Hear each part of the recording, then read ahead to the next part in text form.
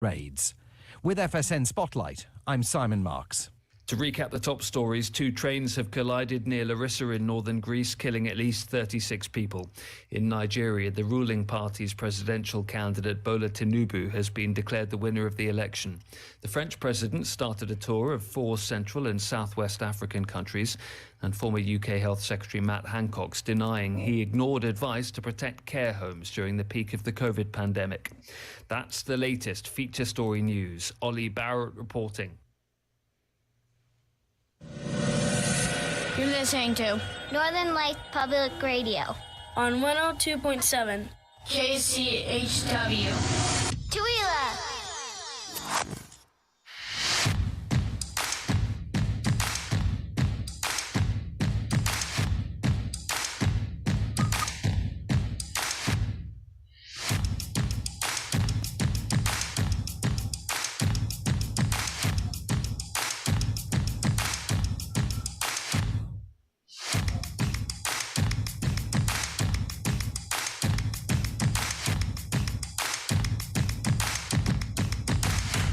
Good morning. It's KCHW 102.7. Getting started on a Wednesday. It's Scott Allen and my big buddy Mike Benz. Good morning, and Merry Christmas. Oh yeah, it feels like it all over again. Oh. It is. I mean, Scott, you've got that halo on now. I know. Look at that. If you're watching online, I finally got my halo, and it is a big one. In fact, it's a double halo. Double halo. So yeah. I'm going to have a request since you should be able to grant wishes now. Okay. All right. I want to get rid of all this white. Okay. With no mud and go to green in 24 hours. All right. My question to you is, do you deserve it? Of course I do. I'm on time. I'm prepared. Unlike Brandon Hansen. Oh. Well, Scott, if you don't get it done, Michael is the archangel. Okay. And I can remove that halo. Oh, okay. Green grass tomorrow. I can make that happen. Okay. I've changed my mind. I can make it happen. Okay. All right. Getting started this morning, I suppose we should do a little weather. And first up, 38 for a high today. Mainly cloudy. Few peaks of sunshine are possible. 38 for a high. So here comes your melting, Mike. Simmer down. Okay. But it's only 9 degrees right now. It'll warm up. To go. Just watch my magic work. It's called the sun. Okay. And it's going to warm. 26 tonight. Sorry. Snow showers developing late at 50% chance of that. Accumulations of less than an inch. We'll melt that off tomorrow morning as we have some more snow, but then eventually heat up to 40. 22 for an overnight low. There is a 68% chance of some more winter tomorrow. For Friday, partly cloudy, 39 and 24. Getting really nice by the weekend. Morning clouds, afternoon sun. For Saturday, 41 and 23. Sunday, 40 and cloudy. There is a 20% chance both days of the weekend. Monday right now, partly cloudy, 38 and 17.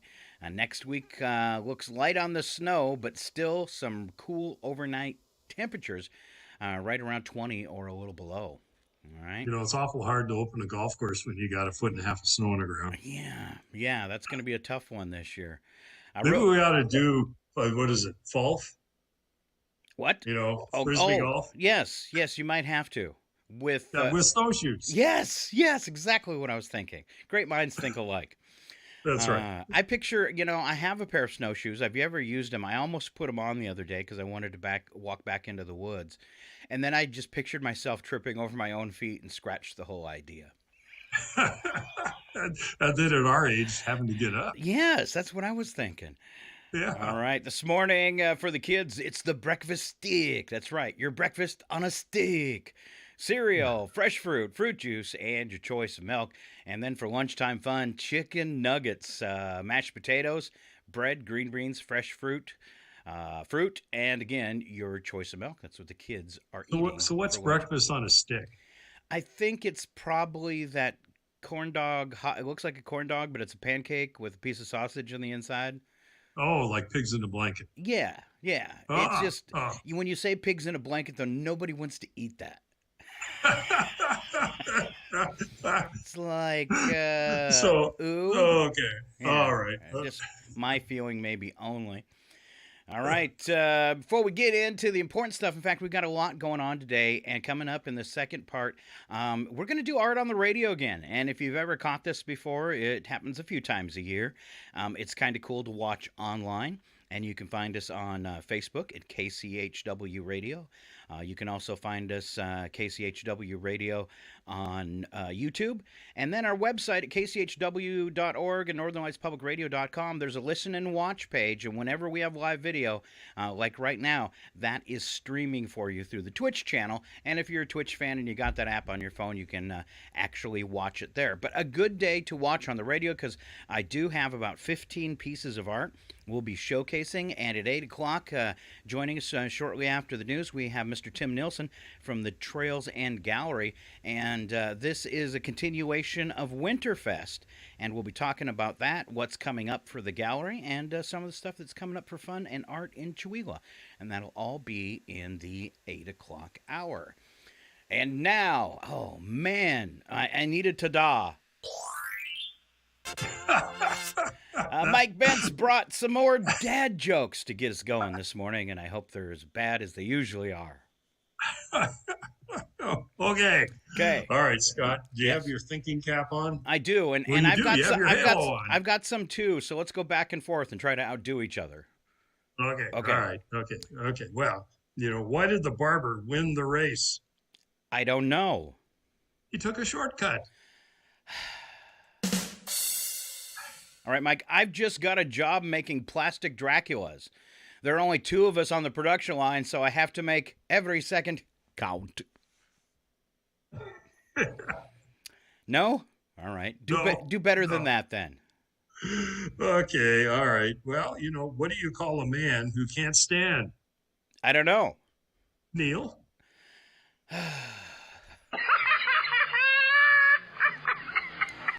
All right, Mike, I got a question for you. Do you knock on your fridge before you open the door? Yes. Why? To see if anybody's there. No, it's not why you do it. Because you want to know if there's a salad dressing. You're getting better. All right, got another one? Okay. All right. Okay. Why did the cow cross the road? I don't know. To get to the other side. The other side. We are two wild and crazy guys. All right. In every koi pond, you know the fish? Right? A koi pond? So in every koi pond, there's always a fake. There's kois A, B, and C, and then you have the decoy.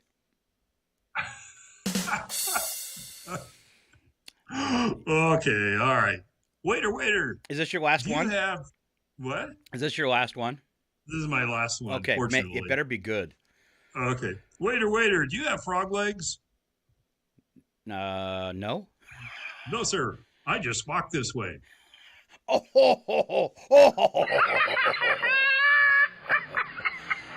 That's not funny because everybody at our age looks like they have frog legs. You're right. I've got the old man shuffle right now. Oh, nice. Nice. Yeah. So like your frog legs are taped together. That's right. You're walking like Tim Conway.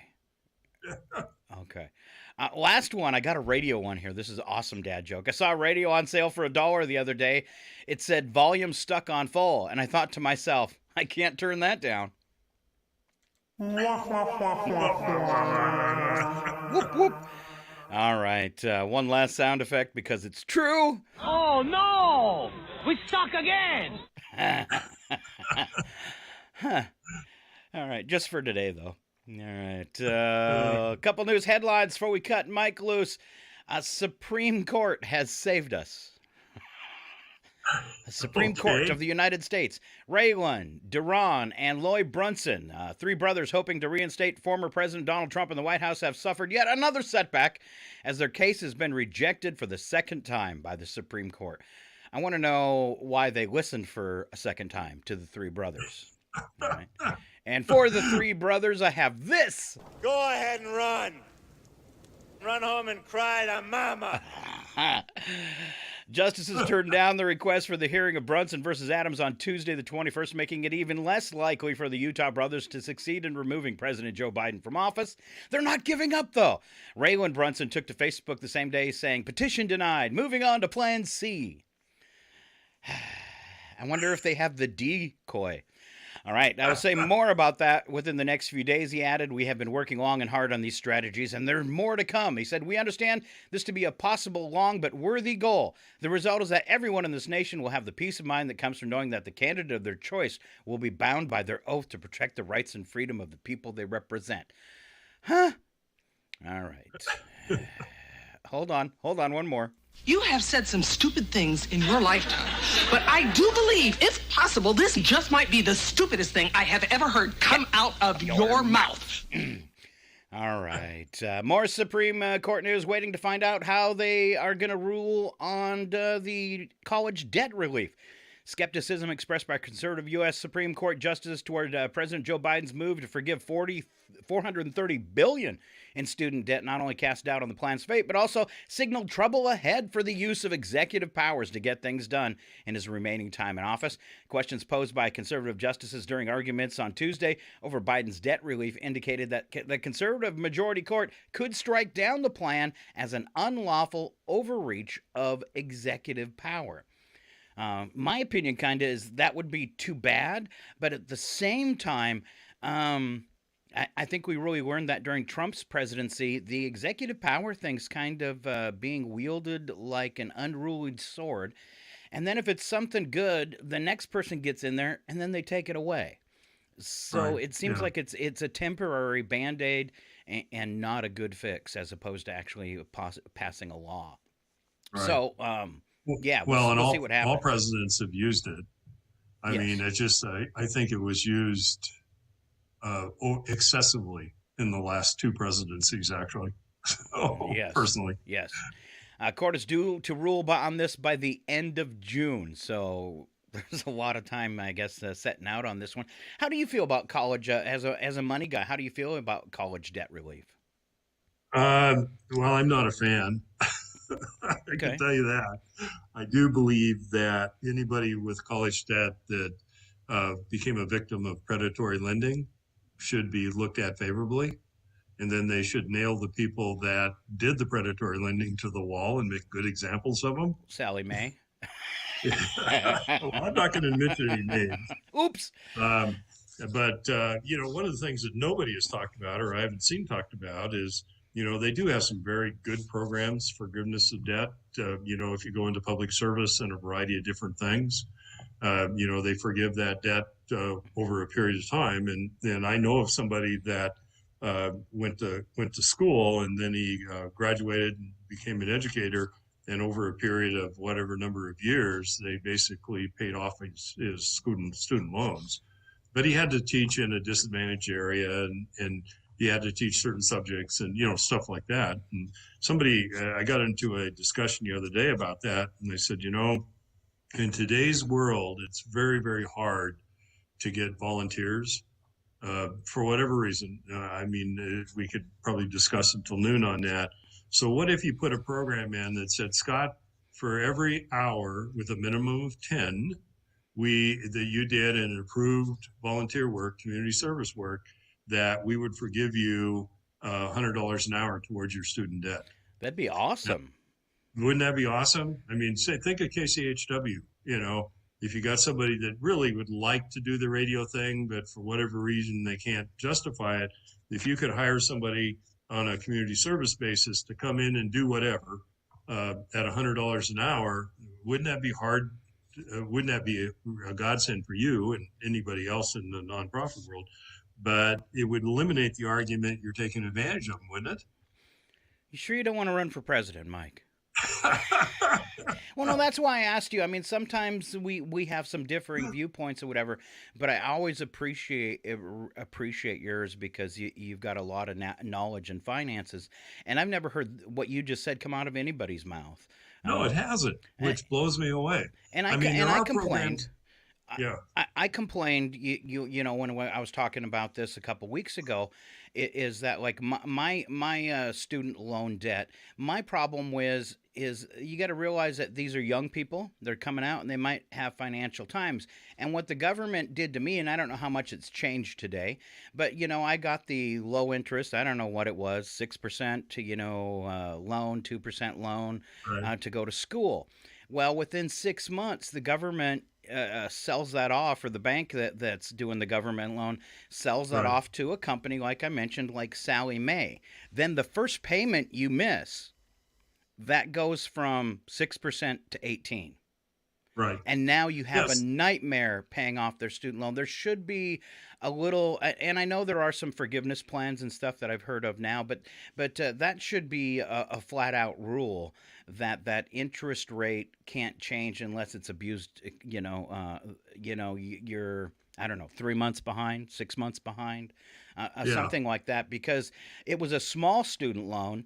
But it ended up taking me years to pay off because I missed in a payment after they sold off my loan. So Right. Well, and that was part of the predatory problem too. They would sell off these loans, and then there was miscommunication, and people didn't get notices, or they would change the way you had to pay the loan, and by, I don't know if it was by design, but just by the factor of changing the payments mechanism, people would get behind. I mean, and then try to talk to anybody. nobody Forget cares. that. Yeah, I nobody mean, cares. Yeah, I mean, it's unreal. The other day, I had to make a call to Social Security, and on something on my Social Security, and it was an hour and 45-minute wait Wow. for basically two questions, Wow. of which they both said no, which is okay, but It's a long time to or wait for trying it to get, now. or the other thing is, you should. They really push you to get an appointment at Social Security, and I was talking to somebody the other day. Their first appointment of this for the Social Security office, which for us is in Spokane, was 6 weeks out. Wow. I mean, and a part of that is a factor of they're understaffed, and then I mean, I could go on and on with that, but the issue is getting back to our comment. Think of like a Chihuahua of the world having trouble getting physicians into the market. The rural markets are really hurting for physicians or medical expertise of any kind. What if you offered them, like the person I was talking about, every year he taught in a disadvantaged area, they took a certain percentage off his school loan. So in 4 years, they were completely paid for. Now, he still had to make payments during that 4 years. That's a good faith thing. But if you bought a car, and because you did community service every year, a certain percentage of that was paid off for community service. Just think how that would work. I mean, it's a win-win-win for everybody. Yeah. It's a win for the community. It's a win for the participant, and it's a win for the nonprofits. organization. Yeah. Totally. But that's too logical.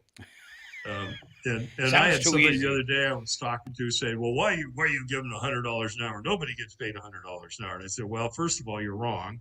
I know of people who get paid $100 plus an hour. And second of all, it eliminates the argument you're taking advantage of. Yeah. I mean, because that's the one thing that's going to come up or one of many things that would come up. Well, you're just taking advantage of the situation. Well, not if I'm giving you $100 an hour. That's true. All right, just a couple more stories. One of them out of the business department, Salesforce, which is a tech firm, a big tech firm that offers services to companies. You may have heard of them before or not, but you probably saw their spokesperson pitching them, Matthew McConaughey. They're under a lot of heat today as they lay off 8,000 employees, but continue to pay Matthew McConaughey $10 million a year to act as their creative advisor and pitch their commercials. But you know what? There's probably a contract that spells that out. It would be a massive lawsuit if they It would be, if they yeah. tried It to would stop probably that. cost them a whole lot more. But they're than taking $10 heat million. for that after laying off 8,000 people, of course. Yeah. right. And then So that gets back into tell the whole story. Yeah. And then this one, just going to do the headline Mike, I wish I was next to you to hold your hand. I know how upsetting this is going to be for you. Justin Bieber has canceled his remaining Justice World Tour concerts. You going to be okay, Mike? I don't know, Scott. Can I go cry in my corner? I know, and your wife's going to probably be extra upset. That's right. And it's his birthday today, too. Oh, my gosh. This is horrible. Oh, I'm so sorry. All right, we do this thing on Wednesday. I like to call it the Nonprofit Roundup because Mike's got his fingers helping a lot of different groups around town. Where are you starting today, Mike? Okay, well, let's start with the chamber today. Okay. Actually, I just want to continue to remind people that the big, in capital letters, Home and Garden Show is coming up on March 25th. If you're a organization and you want to be in the Home and Garden Show, you have to get a hold of Christina at the chamber office, or you can go online and there's an application inside their website. Last I heard, the spots are going fast. I think a week ago they had sold 19 of the spots.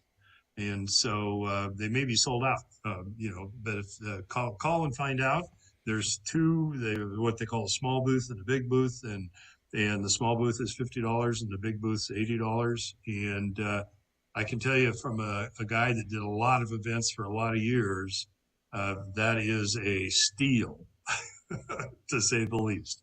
And I really promote this especially with the newer residents in town, that if you want to get to know some of the businesses around town, that's a great place to not only get to know the businesses, but there'll be 3 or 4 different nonprofits there.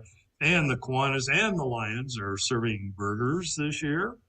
And, there's no cost to those, but a donation would be graciously accepted because those are both great service organizations in the town of Tooele. They both do good work. And it's from 10 to 3 on the 25th, which is a Saturday. And then always, I stopped by and introduced my stuff to Christina a week ago. And one of the things that made me feel good is on her desk was a stack of chamber bucks. Chamber bucks. So, just to remind people, it's a great way if you got Scott and you can't figure out what to give him, you can go down and give him some chamber bucks, and he can utilize those at 42 different locations in the town of Tooele. And you might say, Scott's in Maine. What does he have to do with chamber bucks? I'll be there in a few weeks again. Yeah. I'm going to need to eat when I get there for my visit, so chamber buck me up. Chamber buck him up, yeah. And he'll take any denominations, That's but right. he really appreciates the ones with a comma.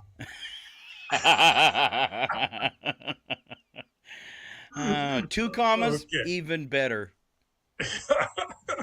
But you can get them in any denomination, and they're magically made right in front of you as you hand over the cash. So a great way to support the local business community. And let's move on a little bit.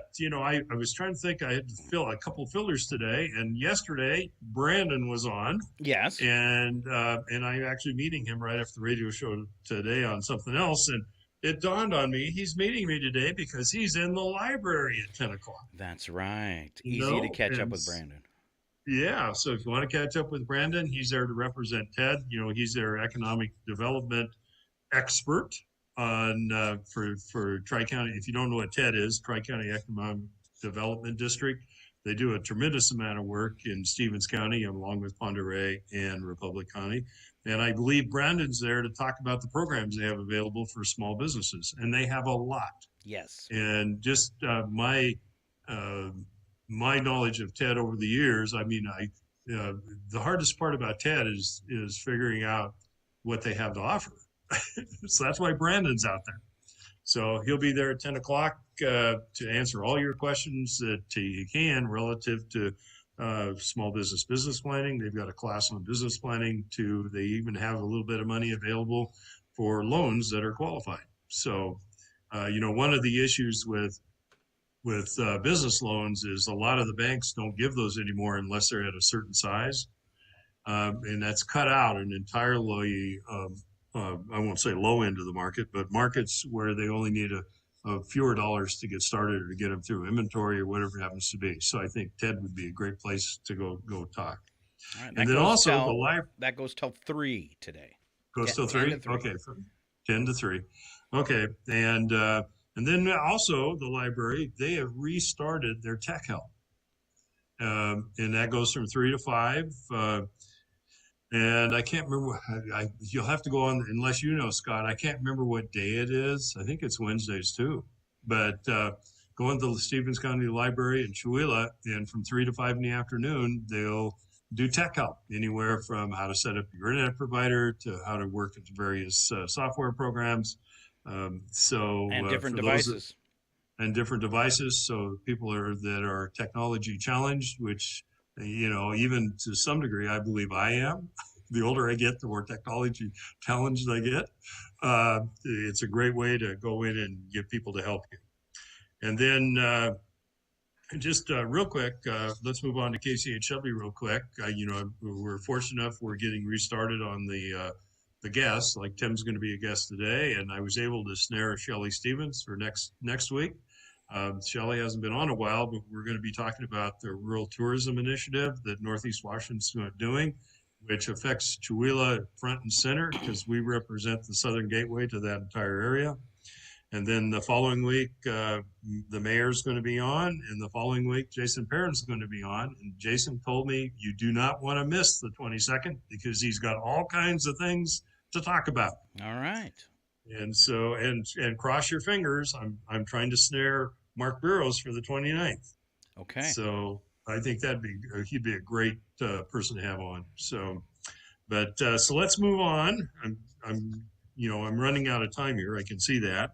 So Chewelah Center for the Arts, they're doing the musical 9 to 5, and it's actually going to be in May. But they need people. I think Catherine Patton said last week they need 20 actors and 15 support staff. Yes, big cast. And big cast. And I know she's trying to hook me into doing one of the parts, but I'm trying to figure out how I can do it remote. So, anyway, so they're doing their auditions this Monday and Tuesday from 7 to 8 in the evening. And if you haven't been to a Chewelah Center for the Arts theatrical presentation, you've really missed out.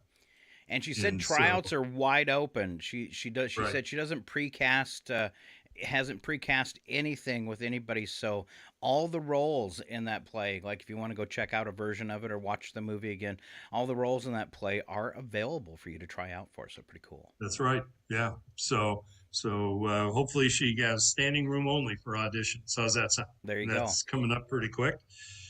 And then SpongeBob the musical is going to be on 31st of March and the 1st and the 2nd of April. Oh, how fun is that?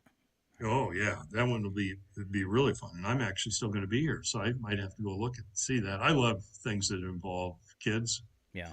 And from what I understand, I was talking to somebody the other day. They've got like 25 or Sharon Ludwig. 25 or 30 kids that they've got in this thing, and they're doing a phenomenal job. So then we move on to the creative district. Real quick, since you were kind of on the calendar there through the through TED, and we kind of skipped over first Thursday Art Walk because Tim's going to be in at 8.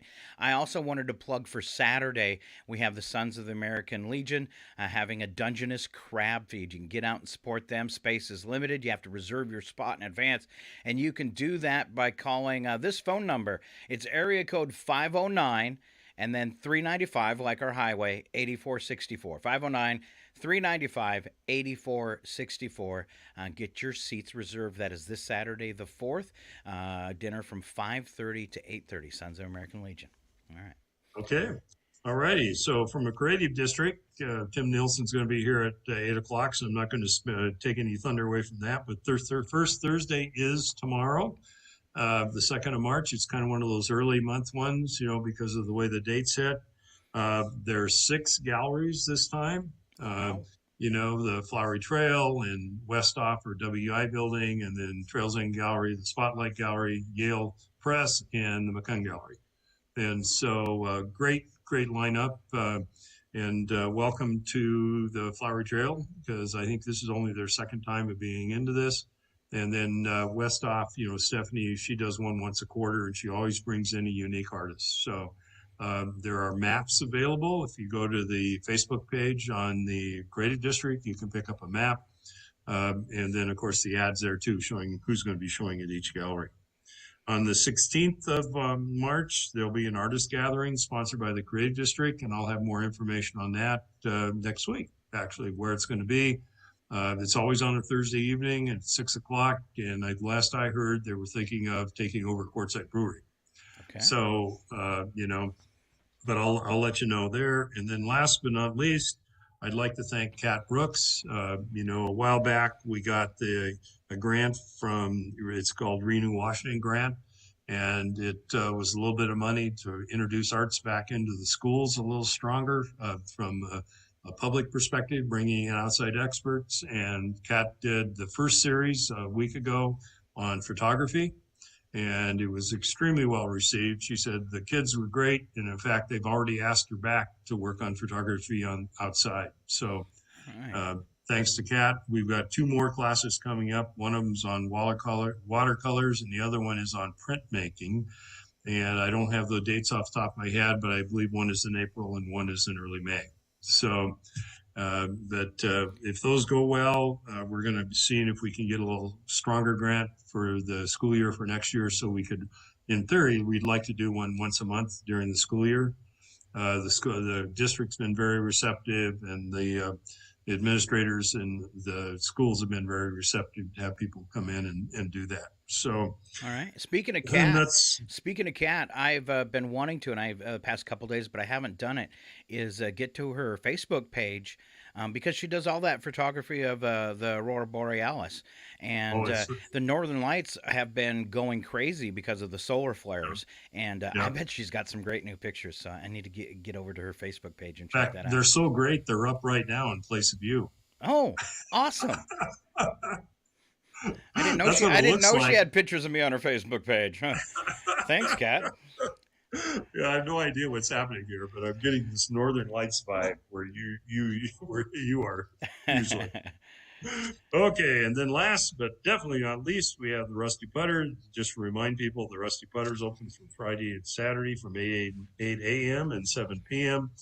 And from 4 to 6 on Fridays, they have bingo, and that's becoming really, really popular. So if you I think it's 25 cents a card, and half the proceeds go to the winner and half the proceeds go back into a pool that supports the recreational aspects of what people can do up here. And then Sunday, it's from 8 a.m. in the morning and 3 p.m. And every Sunday they run specials. They're non-announced specials. And like last Sunday I was there, and it was Eggs Benedict. And that's it's one of my favorite dishes, actually. And it's not normally on anybody's menu as far as that goes in Chewelah. So take a little time to do that. And as we alluded to at the beginning of the show, we probably got another 6 inches of snow up here in the last day, or a day and a half. And so winter sports are still coming. They're there for snowshoeing, cross-country skiing, and sledding. And I keep getting asked, when's the golf course going to open? And Scott has promised that within 2 days we'll have green grass out there. Don't put that on me. But even if that doesn't happen, speaking with Ron May, that right now, based on what we can kind of predict, it looks like it'll be sometime around April 15th. And of course, that's all dependent upon weather and course condition and things like that. But before it opens, we got to get rid of this 1.5 feet of snow out here. So, oh yeah. Other than that, I think that's a good start for the day, don't you? All right, so there you go. Nonprofit Roundup, Mike Pence. All right, we got a few minutes to kill before Tim joins us. I found this online. It was your favorite pet reveals your personality. So what is your favorite pet that you've ever had? Well, I'd have to say one of my dogs. One of your dogs? All right. Yeah. Have you ever had any other kind of pets? Well, I've never had it, but Loretta's had a cat. All right. You don't strike me really as a cat person. Is that a? I'm really not a cat person. So all those times you said hi to Mooch and pet her, you were just doing it for me? That's right. Out of respect for you. All right. Yay. You might be the only one. All right. So there's a book out there, 1001 Ways to Reveal Your Personality. The author of that book had a little section of your favorite pet reveals your personality. So you're a dog guy. Mike, you're loyal, you're affectionate, and you're kind, and you like to be the center of attention. Well, 3 or 4. Okay. 3 out of 4 ain't bad. That ain't bad. Yeah. I'm not a big fan of being the center of attention. All right. If you're a cat person, you always land on your feet in bad times. I thought that was pretty good. Yeah. Independent, demanding, always landing on your feet. If you're into fish, you're quiet and hate to make waves. If you're in a turtle, you should go get help if you like turtles because you live in somewhat of a shell. And you actually believe slow and steady wins. If you're into horses, they're your favorite pet. You're fun, exciting, like your freedom, and don't mind spending the extra cash for hay. Okay. I think it's like $150 a month to feed a horse if you don't have. Oh, I would think at least. Yeah. All right. If you're into birds, you're family oriented. Help out your friends at every opportunity, and will chew food and spit it in someone else's mouth. That's disgusting. All right. Rabbits, you're a little jumpy, aren't you? And you might have some other problems you should get checked out too. Gerbils and hamsters, well, little things mean a lot to you, don't they? And if a snake is your favorite pet, well, you're just plain creepy. There you go. Or perhaps you like exotic things, like living on the edge when you can. All right, looking at 7:57. That means we've got a few minutes for trivia. The following program is closed captioned for the thinking impaired. I want to ask you a bunch of questions. I want to have them answered immediately. Yes. First trivia question, Mike. About 27 tons of this rains down on the Earth each day from space. What is it? Space dust. Also strangely, the name of an IPA. Space dust. Haze. Yeah, space dust. It is. It's a beer, believe it or not. Yeah, it is a beer. Yeah. It's actually a pretty good beer. That's what I've heard. According to a survey, during a 5-hour road trip, the average family will do this twice. Stop to go to the bathroom. Woo, woo. Of course, at Mike's age, he does that a lot more often. I was going to say. 2? Only twice? Really? 2 in 5 hours? You're going to need to shampoo my car seat. All right. 20 minutes of this each day can boost productivity by 30%. I'm going to say meditation. Oh, and you would actually be wrong, buddy. Oh, really? Yeah. 20 minutes of this each day can boost productivity by about 30%. Sleep. Yeah, there you go. Taking a nap. That's the same as meditation. Not really, no. Mine's just a better word. Okay, sure. See, if I said, Scott, I'm going to go and sit down and meditate, doesn't that sound much better than Scott? I'm going to go take a nap. Yeah, but I don't think Loretta's going to fall for that at all. Oh, okay. That's when she leans over to her friend and goes, that means he's napping. All right. Let's wrap it up with this. Answer wrong and win. Okay? All right. So we're looking for an incorrect answer. In what part of the car do people store owner's manuals, maps, etc.? Spare tire. Name something a student might carry in their backpack. Space dust. Oh, Mike. What would you spread on your lawn to help it grow thicker and greener? Peanut butter.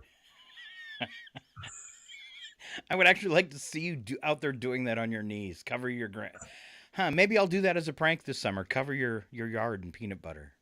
That'd be expensive, though. Okay. I'll just find something that looks like peanut butter. Well, I have dogs. Exactly. Name one of the 3 main ingredients on a BLT.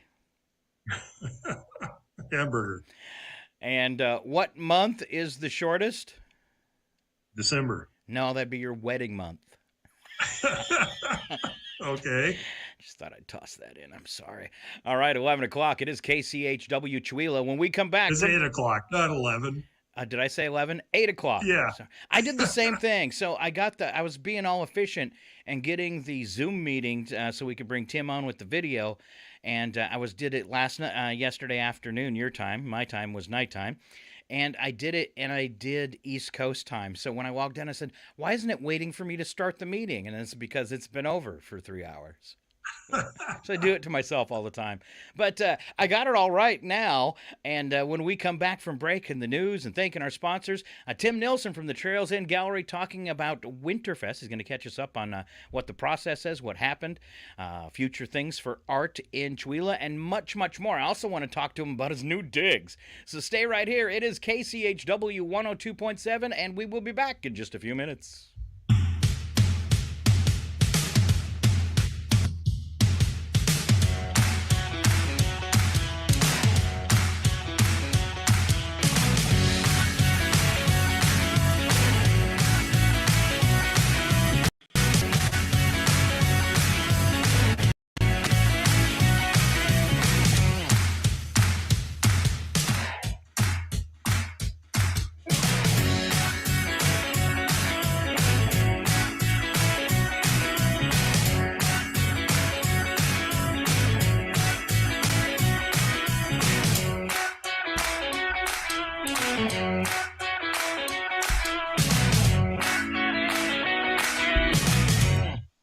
It's 8:02.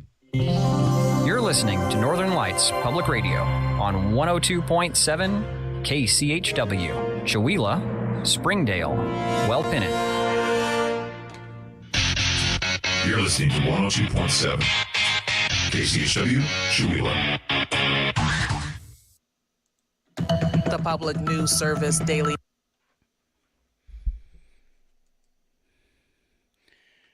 Mr. Tim. Hello. Good morning. Oh, you sound good. All right, just so you know, this is going out live over Facebook. I did get your email forwarded to the studio this morning from Mike. And I've got the art you sent me all set up on a slideshow. And I I put them in the order that you sent them. I don't know if that meant anything, but that's the way I kind of arranged them up. I was just going through the phone, grabbing images. All right. So we got news now, and then I for 5 minutes, and then I have sponsors, and then we will go back on live. All right. Sounds good. Looks like you're on the set of Star Trek or something. I am. It's actually my new Halo. Looking. Yeah, it's pretty cool. Yeah. All right. I'm going to go back to the news because this is all going out over Facebook. Okay. It's not. We're not on the radio, but we are on Facebook. So okay. I'm going to send the news back down the line and stand by. Secretary of State Ken Bennett on a ballot images bill that aims to fight the mistrust. Data continues to surface about the impact of federal pandemic relief that was distributed to states as the COVID crisis took shape. Minnesota Community Action Partnership says the American Rescue Plan resulted in 153,000 low-income households around the state getting energy bill assistance and more than 105,000 residents receiving rental assistance. MNCAP's Bill Grant says offices around the state worked overtime to ensure the assistance got in the right hands. The funding addressed needs that were at the top of the priority list for households in poverty in Minnesota. Grant says there are bills in the legislature recognizing the need to extend aid that has either reached its limit or will eventually do so. Iowa lawmakers have advanced a bill to tighten the rules for people who receive unemployment benefits. The legislature already passed limits last year on how long a person who is out of work can receive that aid. And under this measure, people would be required to do more to get it. Senate Study Bill 1159 would mandate that unemployed Iowans complete more aggressive job searches with up to a half dozen applications every week. Polk County Democratic State Senator Nate Bolton thinks the measure would be bad for employees and the companies they go to work for. And telling people they need to accept positions or risk losing their unemployment benefits, you're putting pressure on people to take jobs, and make Iowa less friendly overall to potential employers. This is Public News Service. This week is National Eating Disorder Awareness Week, and experts want more education, funding, and research to combat the problem. Eating disorders can range from an unhealthy relationship with food to a lethal obsession with overeating, undereating, or both. Lauren Smolar with the National Eating Disorders Association says this illness can show up in someone eating drastically greater or lesser amounts of food than they typically do. It could also mean that they are not interested in eating meals with other people anymore. Drastic changes in shape or weight can be a warning sign of an eating disorder. But even cause for concern could be just changes in mood and shift in attitudes, the way that they're talking about foods. Researchers agree that eating disorders are a mental illness, not a choice. A Shelbyville, Tennessee housing rights group is celebrating a recent win.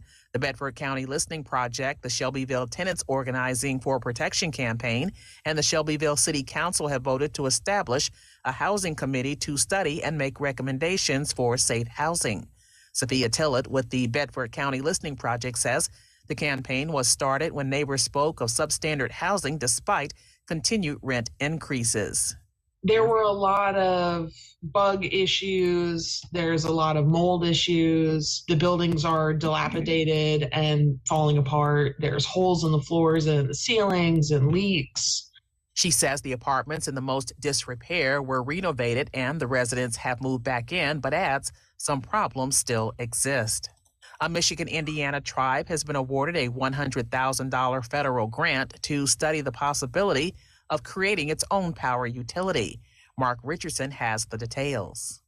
The Little River Band of Ottawa Indians will use Tribal Energy Capacity Grant funding from the Bureau of Indian Affairs to perform a Tribal Utility Authority feasibility study. Eugene Magnuson is the executive director of the tribe's economic development arm, Little River Holdings. He says the tribe sees operating a power utility as a way to exercise its independence, diversify its holdings, control its energy future, and reduce costs. Energy sovereignty, I think, is the next arena that tribes are starting to look at. And one of the ways is going through solar, wind, and all those technologies that are available for tribes to get into. The Little River Band was among 18 tribal entities funded during the Bureau of Indian Affairs' January round of grant awards.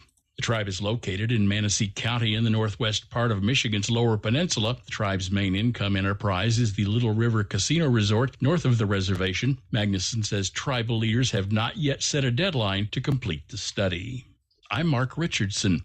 I'm Terry D. for Public News Service, member and listener supported. Heard on interesting radio stations or your favorite podcast platform. Find our 8 trusted indicators at publicnewsservice.org. It's 8:08. Your KCHW morning show is made possible by donations from Chewelah Flooring. Chewelah Flooring at 214 East Clay in the 3rd Street Mall offers a wide variety of products, including carpet, ceramic and porcelain tile, vinyl and laminate planks, and vinyl sheet flooring. Chewelah Flooring carries products for both commercial businesses and residential homes, including brands like Southwind, Deltile, Mannington, and Mohawk. For more information, you can visit online at ChewelahFlooring.com. Call 509-935-8021 or via email through ChewelahFlooring@gmail.com.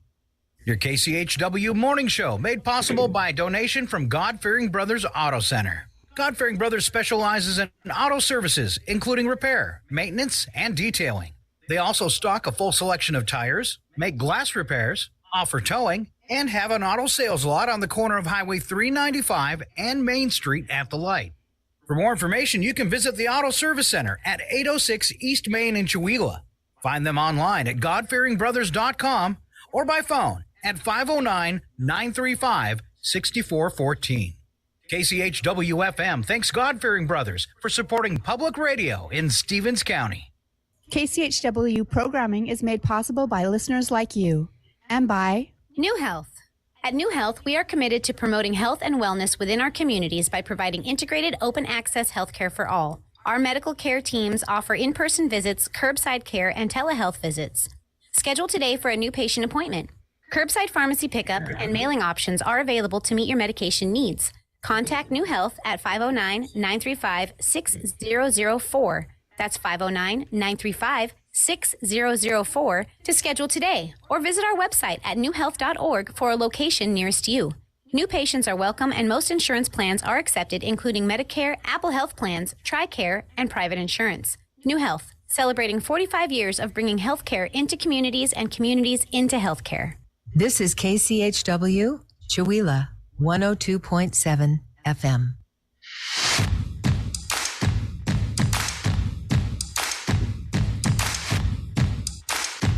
How you doing, Tim?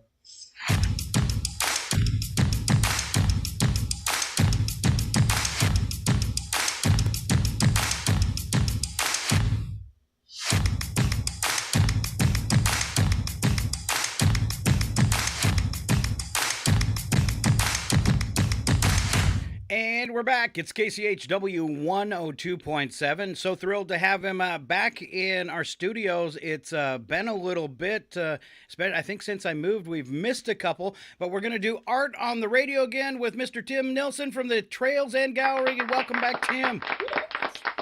Yay, yeah.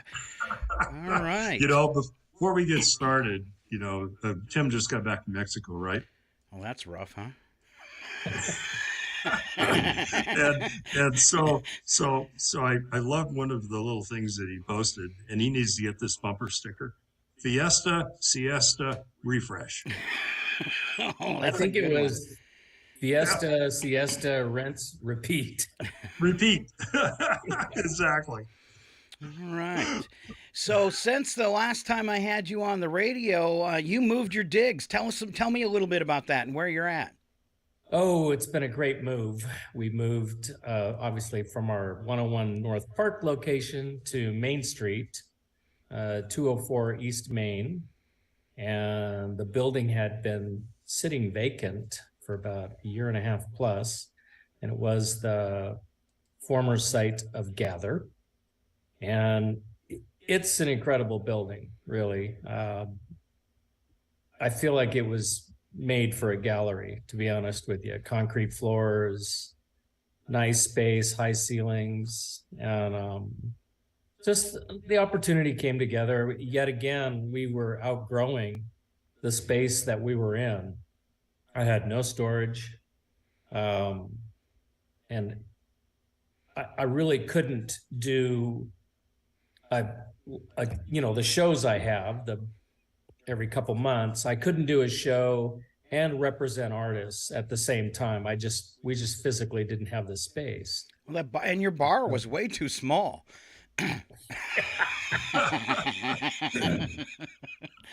Well, we have a little more room now, and it's really nice. And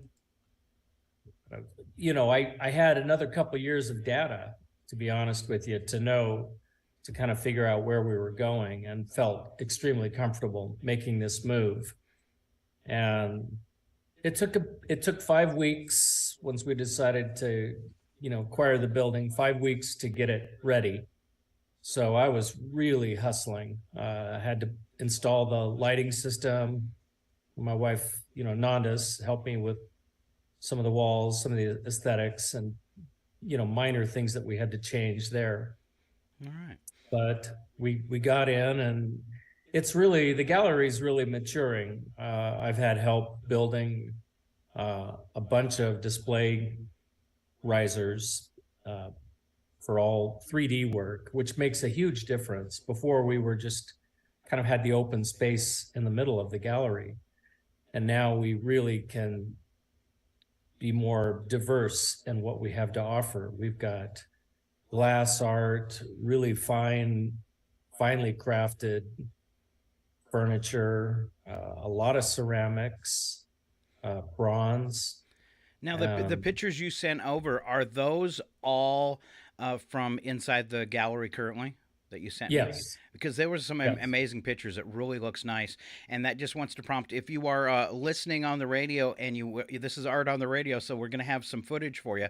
And if you want to watch that, of course, you have an opportunity to go back and catch our videos, but we are streaming live on our website at kchw.org or northernlightspublicradio.com, on the live stream at YouTube, and on our live stream at Facebook. So we'll be showing some pictures in a few minutes, give you a chance to get logged into that. But you sent some things that you wanted to talk about, but let's kind of maybe do it a little chronologically and go back. This is kind of the second First Thursday Art Walk for Winterfest. So give us a little backstory on Winterfest and catch us up with that process and how it went on our actual Winterfest celebration back on February 4th. Well, the Winterfest, we started it 4 years ago. And I started it primarily because I wanted a way to find new artists. You know, you can see how you're tracking and realize you're exhausting your supply of artists. And I wanted a way to connect and network with other artists. And remember Dave Anderson, talking with Dave Anderson, you know, I just said, you know, how do you do a juried exhibition? You know, and so I got a lot of input there on how to put it together, and it was really successful. From that first one that we had, I found an artist that I really love, Amalia Fish, who I booked for her own show, and these things kind of feed on themselves. There really is an interesting connection from the Winterfest. And anyway, so we had a good lineup this year. We had Anjanette Escobar and Leslie Lambert were our two judges, and they were extremely serious about what they were doing and took care of the whole thing. And that was really good. For the fine art side, we did realize after the second year that in the third year, we needed to create a separate venue for photography, because it's really hard to compare those, you know, photography with 3D and 2D work. It's a different medium. So now we have the photography part of Winterfest, and that show is up at the McCunn Gallery in the Mountain Market. And it's been successful. I would like to get more photographers submitting, but it's very high quality work that's there. And we do the same thing. It's a juried exhibition, and I gotta say we've been really lucky to have the support of the community, of the Chewelah Creative District, of individuals who stepped up and donated, or I should say sponsored, certain gifts, or, you know, awards, because we have an awards for it: Best in Show, first and second, honorable mention. And, you know, early on, I would be in the hole pretty good on this thing, and then just kind of hope to maybe pull even on the show with sales from the show. But it really is nice to have that involvement by the community and support. And I think it's a good thing to be a part of, you know, for the Chewelah Creative District, for the Arts Guild. This year, you know, it's all of us together. It's not just Trails and Gallery. You know, we're really trying to support each other, lift all the organizations up, and yeah. So I went to Greg McCunn, the mayor, and after the Fall Fest, which was incredible, that they put together, and said, I've got Winterfest. I've always called it Chewelah Winterfest for a reason. And if you're looking for something to do in winter here, you know, I'll just continue to run the art part of it. And everyone they just took off with it, and they did an amazing job. And we're just a part of that now. And I'm happy for our part, which is focusing on the arts. It's kind of an anchor part of it, but what they came up with was incredible. And that the all town event I thought it was a huge success. And yeah, there's things that'll tweak and just get better, but our gallery that day, in between the ski-oring, which was a huge event, and the rail jam, we were packed for 3.5 hours. And there were so many faces I hadn't seen before, and new people that came up, and we were selling art and jewelry, had a really good day. I really thought it was just going to be more about exposing the gallery, to more people. But they came in droves, and they came, they saw, they conquered. All right. Now, as a And it was skier, fun. you were probably kind of bummed you didn't get to go watch the skijoring and the rail Oh, jam. that really would have been fun. Yeah. But that's okay. That's okay. Right. I saw a lot of pictures of it, saw some video, and it was fun. So how many entrants did you get for both sides of Winterfest, for the art and the photography? Well, the photography only got about 20, but they were really high quality. They all made it in.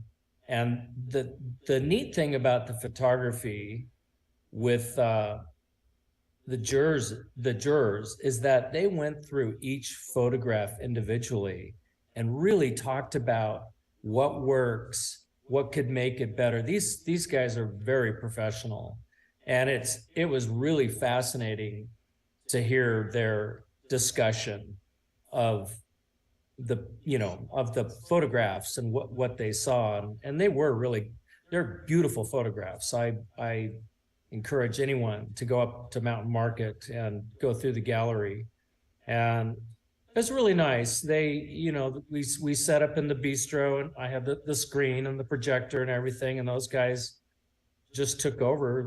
They're pros, and Jana introduced them, and it's a good fit for the town.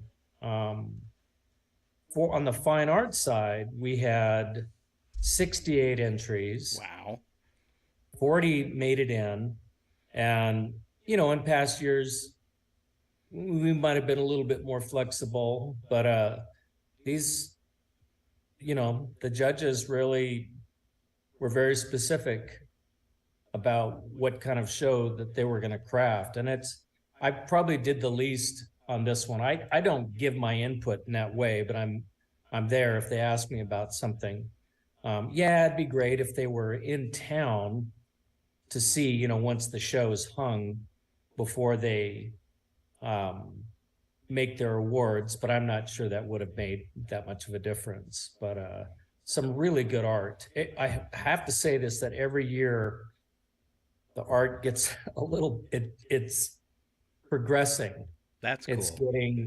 The field is getting better and more professional, and I'm really enjoying it from that standpoint. You get to watch. So Tim, do you find that the newer artists that are coming on board are through word of mouth? I mean, I know you publish the prospectus, and that goes out to who knows who, but to me, the word of mouth thing would be just powerful as far as that goes. Well, it is in that sense. Past winners have told, specifically one who won a couple of years ago, Melissa Cole. She told her friends, you really should enter some work in this. And her friend did, Kim Long, and she not only got second place, but she got an honorable mention as well. And even the response from her, like, she's just been showing in Spokane, but for these artists to start to move out and network, and we really get a direct benefit from them when we had the Open, bringing all their artist friends and family up from Spokane and other parts. This is really what we want. We want, Chewelah as a community has been very sustainable for us, but to grow and to grow even from the Chewelah Creative District perspective, we want to be a magnet. Right. We've got that endorsement from the state, and this is just a great way to bring more attention to it. Yeah, I think probably one of the things that jumped out at me in my affiliation with the Creative District is another one made a comment once, you want your Creative District to become the glow that, so it goes out where people kind of like a moth to a light bulb type of thing, where it comes in. And before I forget it, the Creative District got a really, really nice thank you card from Kim Long. And there's one sentence in it that you need to hang your hat on. It says, Winterfest has been a lovely introduction to your vibrant community. And that's exactly, in my opinion, what's happening. It's you're introducing people to a different aspect of Northeast Washington that most people have no clue is happening. So, well, this is interesting.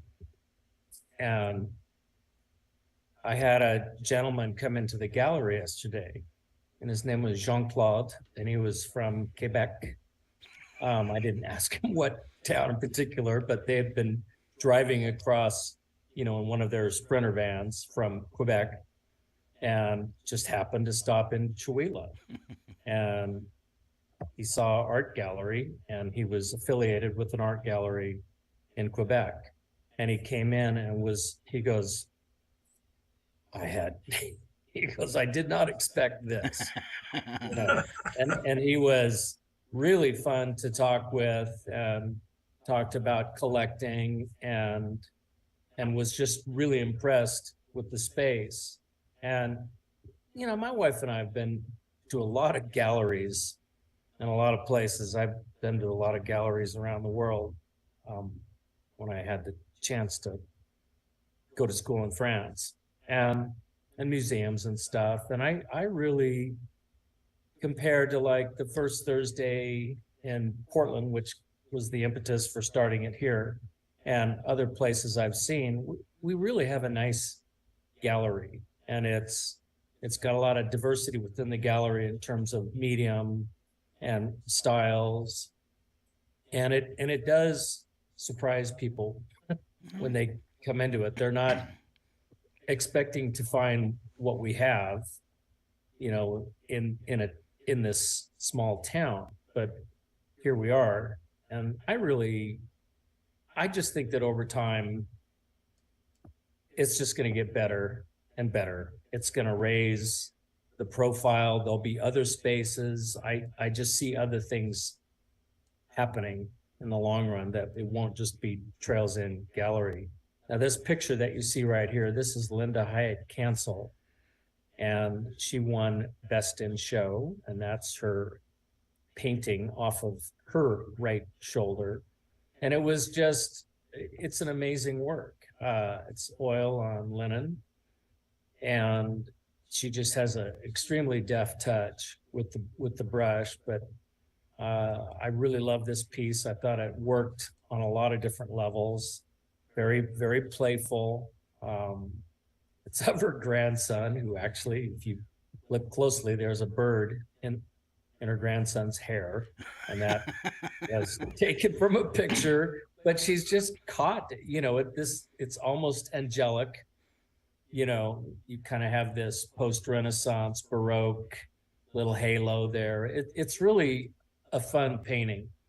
And every year with the judges, there is a painting that, or could be sculpture, you name it, that there's that one piece that really just rises to the top. It's just kind of a step above everything else. And that's the piece I would have picked. It was just fun to see that they selected it. I mean, maybe I selected it because I really liked it for whatever reason, but there's a lot going on with it to like. And I think it's really fun when you have a diversity of art. You're giving the people, anyone who comes in the gallery, the chance to really see how every artist expresses differently, what's going on. I'll get this comment, wow, I wonder what was going on in their mind when they painted that. Yeah, you always wonder what the inspiration was, that type of stuff. That's why, and that's a question I always ask when they're in the studio and we were doing this, and you'd bring a guest with you and show their art. Is this an amazing piece? What inspired you to come up with that? Do you have handy a list of all the people that placed, or are they, as I go through these pictures, will that prompt you? Oh, I'm not sure all the pictures that I just those were ones I just pulled off my phone. Okay. So I probably don't All right. have, I don't think you have individual images of the winner. I know that this piece was best in show, and then first place was an incredible wood carving by Gary Roach. It's kind of in that display area that's out in the middle of the gallery. All right. Well, I'll keep thumbing through them here then. Okay. And I'll point them out if I see them. Okay. And I would invite people to, if they're listening on the radio and missing the video, you can of course go right to the gallery and still see them, or our video will self-post after the show is over too. Let's see. We've got fishies. That's one thing I find is artists really like to paint fish.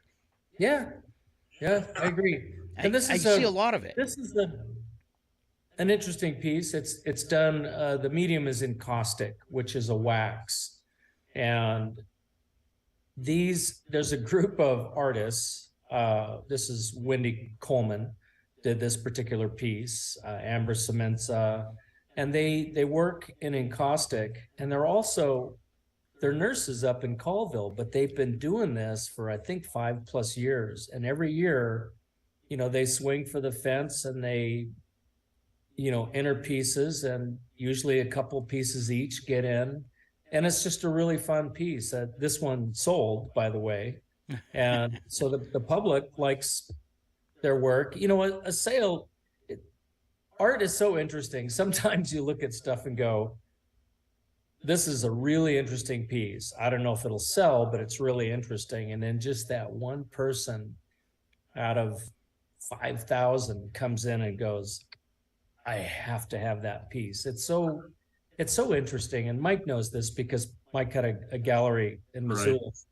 Right. And I find it really fascinating. You buy a piece of art because you just have this connection to it. It's passionate. There's something. It's a very unique connection point, I think. Yeah, I always look at likes different art. Like it's almost that it's kind of cliche, but it speaks to you when you see it. Absolutely. Yep. It's kind of like that piece you just showed. The first thing that goes through my mind is I used to represent some pieces from an artist called Stuart Moskowitz. And they were just these frivolous, pictures of fish and rabbits and, stuff like that. But it spoke to me. It'd be that type of thing. So, yeah, no, I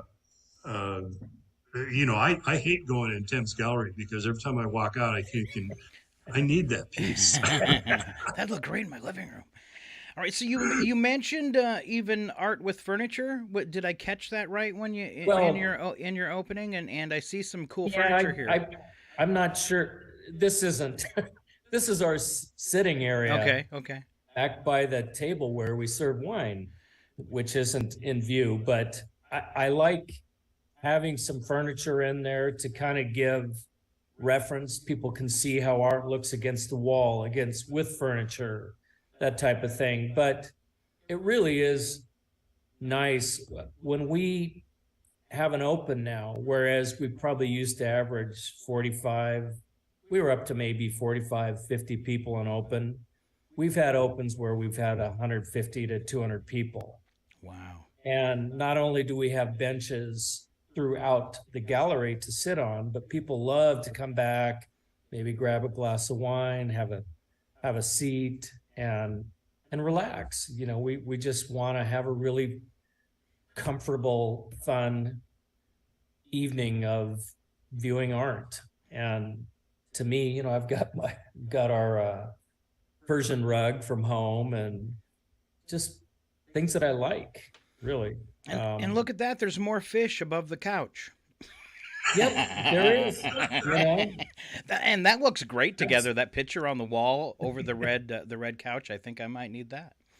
Yep. Right. Well, that's probably why it was placed there. All right, and some different shots here that you get to see of the gallery and all the work Tim has done. It looks beautiful, Tim. Good job, and I love the lights. Back here on this one shot, I'll just get back to it for a minute. What a great view all the way through the gallery there. Very, very cool. You did a lot of work, and what do you call these? Are these display boxes that are off on the sides there on that shot? They're display stands. Okay. And then those walls that are there, those little half walls that we made, they're movable. They're on Teflon skids, but I needed a way to kind of contain the front part of the gallery, which is our revolving show space, from the back part, which are the artists that I represent year round. So this picture here is the front part of the gallery.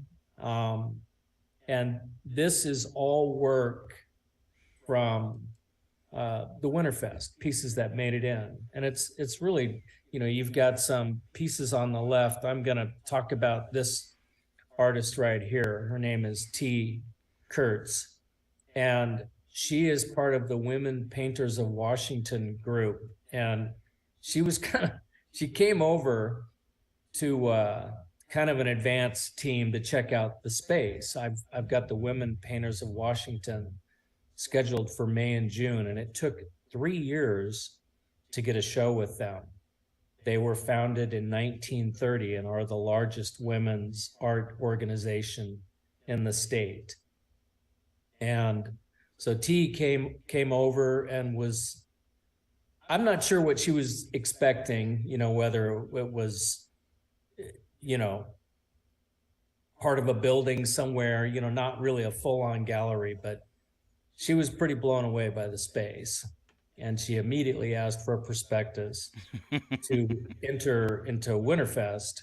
And so these are her pieces that are on the left, and they're with pastel, she's an amazing pastel artist. And the one in the middle, I'm drawing a blank on her name right now, but she and her husband were skiing up at 49, and they just thought they would stop at the gallery. And so she ended up submitting. She got her degree in metal arts, actually from UW, but she also paints. So it was really fun. You get these kind of serendipitous ways of connecting with people. And I love that one in the center. What a great autumn shot. It's a path next to what looks like, is that a river in there? It's a little small from my view. No, I think it's a road. It is a road, but it's a path along the road, and the trees are all beautiful and golden. And it was a real beautiful part. It might have been like the entrance to a Costco parking lot or something. But it came out good.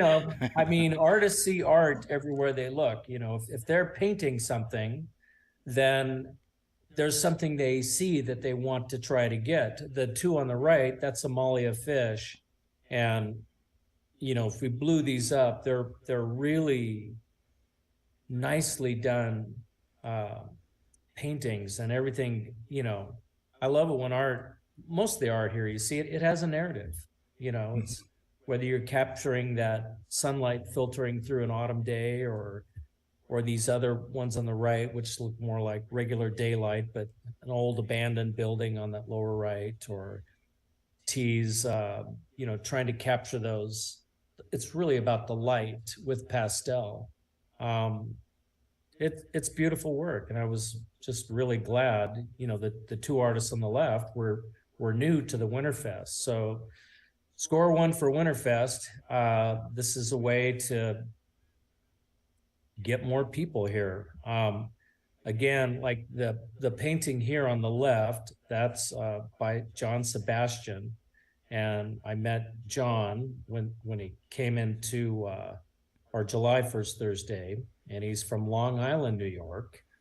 And he had recently moved out here.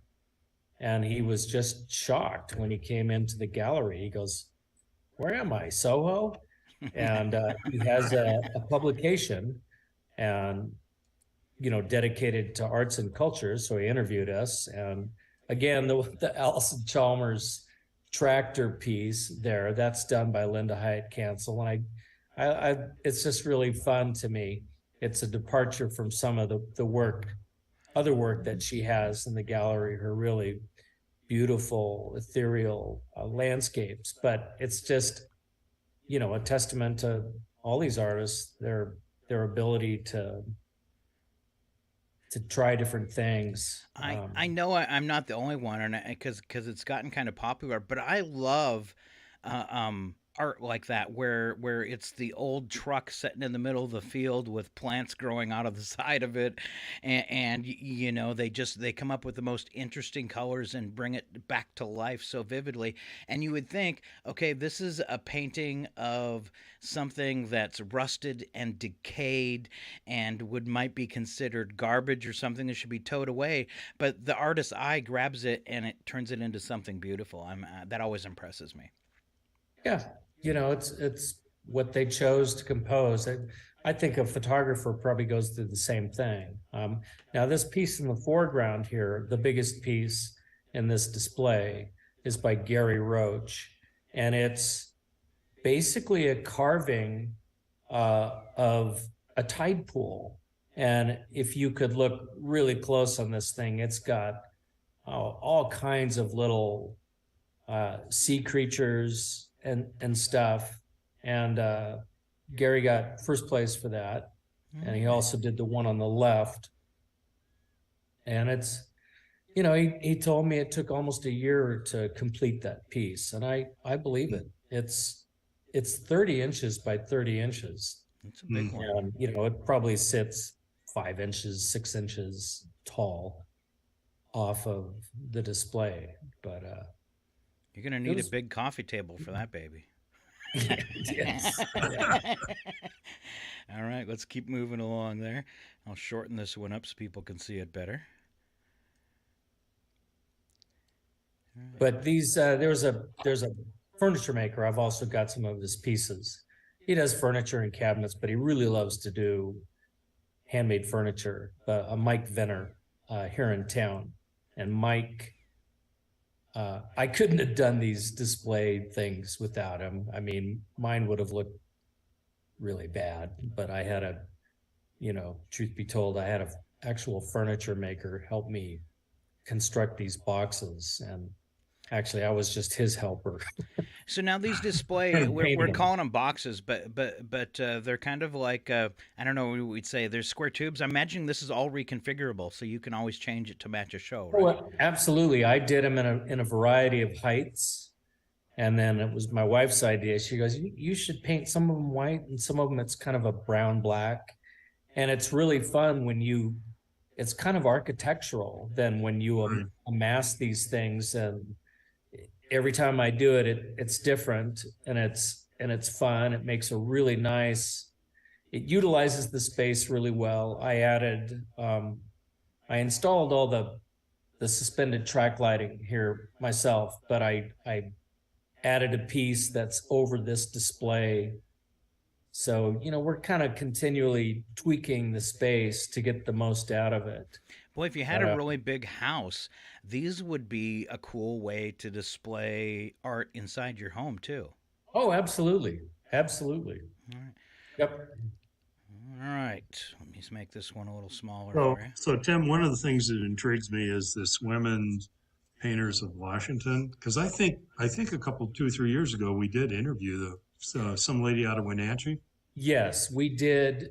It was, that was their next show, but it's Nancy Rothwell. And I think she actually lives in Pullman.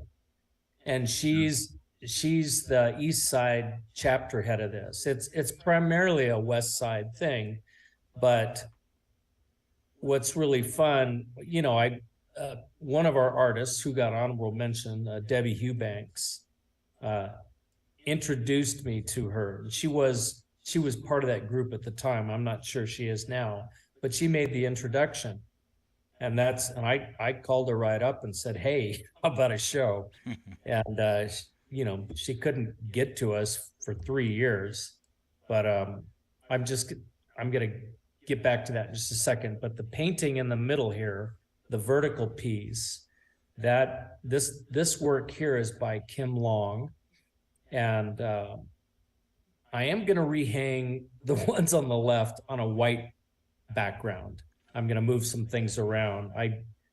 When I hung them, I didn't really think about it, but I think the brick kind of competes with the busyness. Right. Yeah. You know, it's not, it could be shown a little better, but Kim got second place with that piece called Cycle. And it's kind of about the life-death cycle. But back to the Women Painters of Washington. I'm intrigued by a group like that started in 1930 by 6 women who got together primarily to figure out a way, how do we support women in the arts? You know, I'm sure back then, you know, all the attention was probably given to their male counterparts. And so they banded together. And I believe this is a pretty successful group. And we had Nancy. Yes, we did I think that was your first Zoom meeting, Scott, that I had seen. And anyway, I'm just happy we got them. I mean, here's this group. A number of them are going to travel. And I've already been directing them to the Chamber of Commerce, to, you know, possible places to stay. What do we have here? And then T. Kurtz, when she came over, you know, she got a lay of the land too. And I gave her all the information that she asked for. But it's fun to me because this outreach, we're going to get people, artists, good artists over from the West Side that are entering. I don't know how many of them are actually going to travel, but this is going to be a good show for them, a big show. And I think it's really good for the town. I think we're bringing new people into the town. And I think it's important. I know that we have a lot of women artists in this town, painters and such. And I think they're realizing this, T. Kurtz did, that this would be a good place, fertile ground to talk about their organization and possibly, you know, recruit new members. So they'll be giving, you know, their art talk.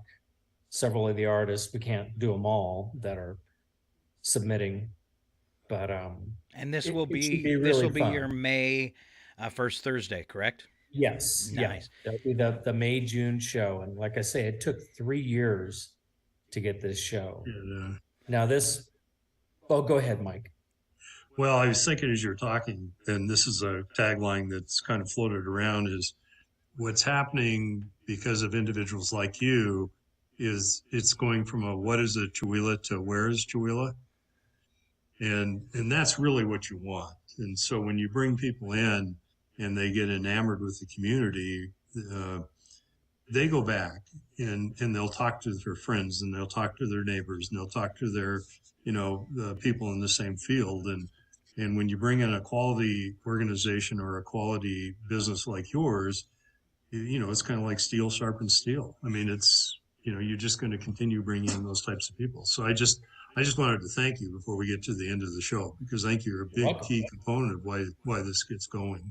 So, all right, we've got about 3 photos left. I want to know about this vase. I think that is fabulous. Oh, now this is Catherine, aka Red Burnell, and she is an amazing ceramist. She owned the Camoed Arrow. She's also an archer. Okay. And real interesting Renaissance woman.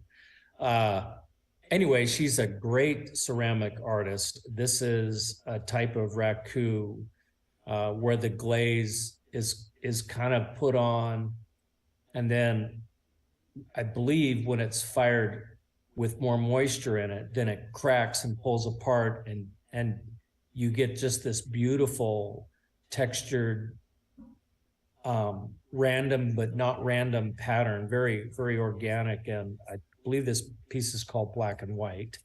And it's just a gorgeous piece. You know, it's a very elegant shape. And just to see the contrast between this. It's almost an eggshell black with the white, and there's relief to this. Some of it, is kind of sculpted off. There was a little bit of lift in the firing, and it's just really interesting. It's just a nice contrast of smooth and texture, black and white, and it's just a beautiful piece. And I needed to include it to show that these shows aren't just about paintings or whatever. We're really trying to encourage more 3D submissions. My goal is that we'll have enough three-dimensional work in the future that, sure, we'd have the overall best in show, but we'd also have first and second in 3D work. We'd have first and second in 2D work. So we could try to, Sure. have more awards and more representation between 2D and 3D. This is another one of Red's pieces, and she used to do in California. She used to do airbrushing on surfboards. She's got a real interesting background, and so she uses an airbrush technique in part of the application on her pots, and then all the rest of those things are all little hand applied dots, and it's just a really interesting piece. It's beautiful. Her work's just beautiful, and it's so nice to have it. We have other ceramic artists in here too. She was part of the ceramic show that was September, October, which was a really successful show. This piece, this is by our local, Gail Johannes, and I do really well with Gail's work. And she's a watercolor artist, very professional. Her work is always just beautifully presented and framed. And she tries a lot of different work. And we have a number of artists that really push themselves. And you've featured her before too, haven't yes. you? Yeah, I had her in a show, gosh, probably, she was one of my earlier shows, probably 5 years ago. I mean, this January was our 7th anniversary. Wow. So it's amazing that much time has transpired. Sometime we'll have to sit back and go through YouTube and see how many times we've done art on the radio and who was there, right? Oh, I know. I kind of fell off the wagon there for a bit when you moved, and but I would like to, reconnect on that. It's such a fun thing to do. I think it's important for the artist really to have that ability, one more venue to talk about their work in addition to their art talk and the posters and everything else we try to do. We advertise in the paper and whatnot. It's a good way to build up interest too. So yeah. All right. But like when I post a show on Facebook, I'll get up to, I think the most shares I've had was 25 or 2,600. So that kind of amazes me, actually, kind of that viral reach. It goes farther than you think. But a lot of my established artists really talk up the gallery. We've had some big shows here, and I'm booked almost completely through 2025. I think I've got one slot open, one solo show or double show open. And it's nice to kind of have that Winterfest every year. Something that you can plan on. It's kind of a different show. It kind of gives you a chance, gives me a couple weeks in January to kind of coast and relax before I get going on this thing again. But it's good. All right. So looking toward the future, you have your next big one's going to be coming up on first Thursday in May. And that is going to be our Washington Women in Art, correct? Yes. Women Painters of Washington. Okay. Is the group. And then is it going to be like normal? You're going to have the pre-talk on Wednesday night with a meet and greet at the brewery? Yes. Okay. Yes. Now the Winterfest show will obviously we'll get this this week. There another open. It'll be the Winterfest for the Art Walk, and then I'll do one more in April. The show will come down after the Art Walk in April. It'll give me a chance to kind of gather myself and get ready for the Women Painters of Washington show. And then after that, then we've got John Sebastian and Linda Hyatt Cancel will be July and August. The two of them together. John is some representational, but a lot of abstracts, and he just brings that whole New York vibe to his work, which I really enjoy. His stuff it's been so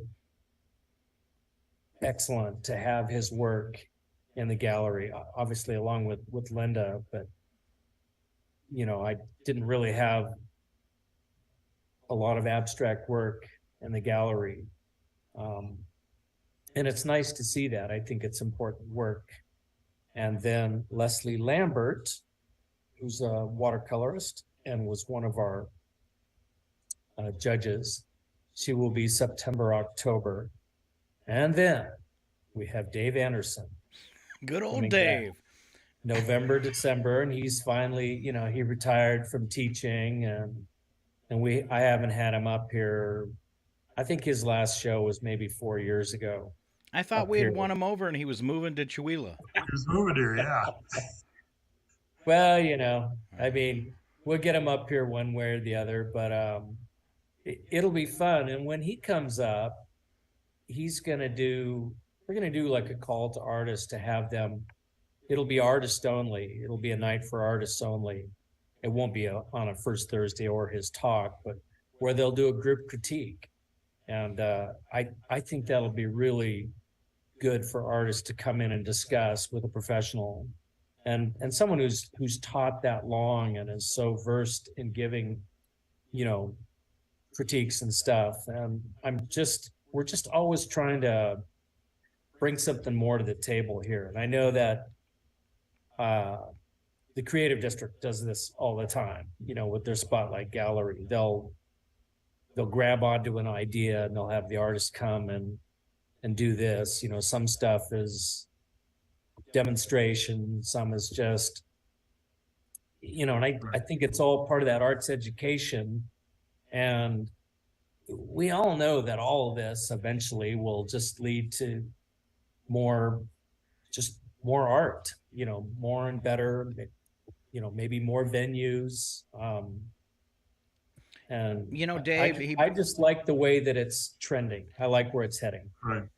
You know, and talking about Dave Anderson, he brings a lot to the table with his years of teaching experience and being an artist.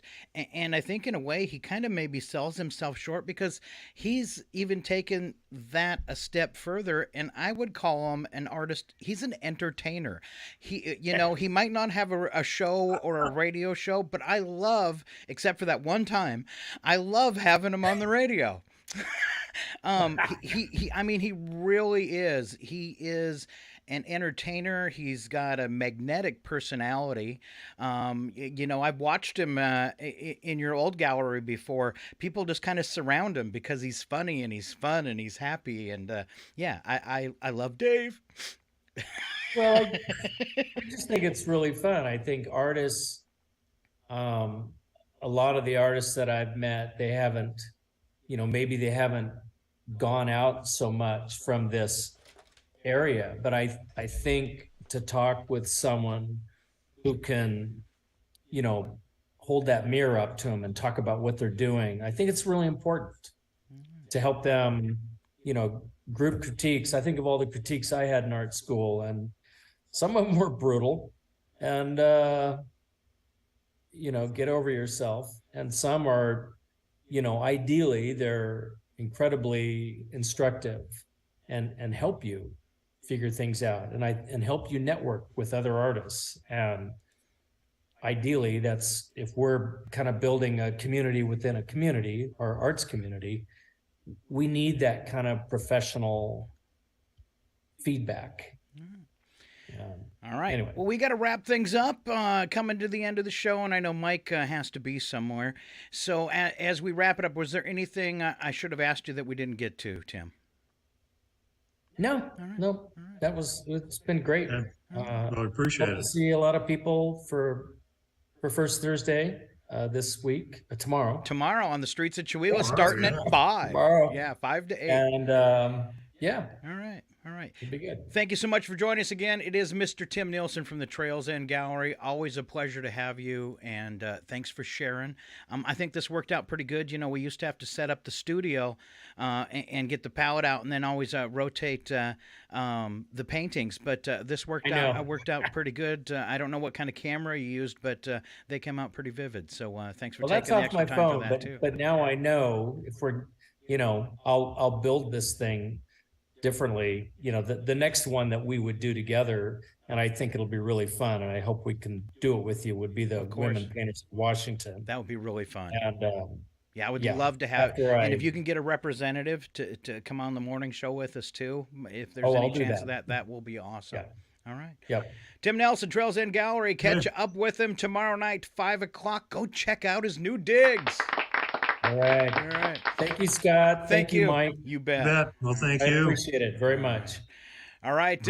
As always, big thanks to Mike Bentz, too. He brings in the interviews, and he does our nonprofit roundup every Wednesday morning at 7:20. Thank you, Mike. All right. Other than that, we want you to keep on listening. It's Northern Lights Public Radio, KCHW 102.7. Don't forget, if you missed any part of the video, it will be available on Facebook, on YouTube, on our KCHW channels. Thanks for listening to the podcast. Thank you, Tim. Thank you, Mike. Thank you. Cheers. See you in a week.